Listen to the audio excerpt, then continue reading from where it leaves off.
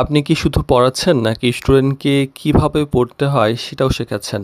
কারণ সঠিক study technique যদি জানা থাকে তাহলে একই সময়ে আরও অনেক ভালো করে শেখা সম্ভব।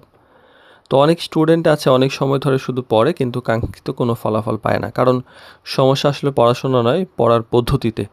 একজন দক্ষ টিউটর শুধু লেসন শেষ করেন না, তিনি স্টুডেন্টকে কিভাবে শেখাতে হয় সেটাও জানান। এই দক্ষতাই ভবিষ্যতে তাকে আরও আত্মনির্ভর করে তোলেন। তো টিউশন বিডি শিক্ষক শিক্ষার্থী এবং অভিভাবক সিরিজের 143তম পর্বে আজকে কথা বলবো যে স্টুডেন্টকে ইফেক্টিভ স্টাডি টেকনিক কীভাবে শেখাবেন। প্রথমত শুধু পড়া নয় বরং বুঝে পড়া শেখান। মুখস্থ করার পরিবর্তিতে আগে কনসেপ্ট বোঝার অভ্যাস করে তুলুন। বিষয়টি বুঝে পড়লে মনে রাখা সহজ হয় এবং নতুন প্রশ্ন যদি আসে সেটাও সমাধান করা সহজ হয়।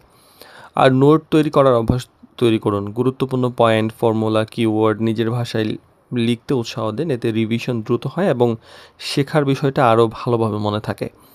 আর বড় কনসেপ্ট যদি থাকে তাহলে এগুলো ছোট ছোট অংশে ভাগ করুন।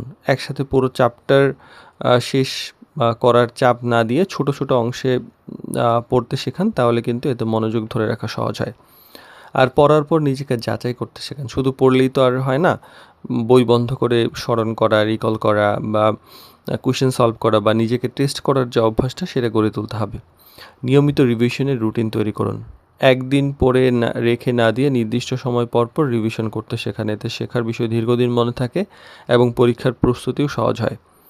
তো একজন সফল টিউটর আসলে শুধুমাত্র যে একটা সাবজেক্ট শেখান এরকম নয়, বরং এমন স্টাডি টেকনিক শেখান যাতে স্টুডেন্ট সারা জীবন কাজে লাগাতে পারে। এটাই একজন প্রফেশনাল টিউটরের বড় শক্তি। তো ভালো টিউটর শুধু উত্তর শেখান না, শেখার পদ্ধতিটাও শেখান। আপনারা যারা এইটা না জানেন তারা ভালো করে নিজে শিখে স্টুডেন্টকে শেখাবেন, দেখবেন অবশ্যই আপনি একজন ভালো টিউটর হিসেবে পরিচিতি পাবেন।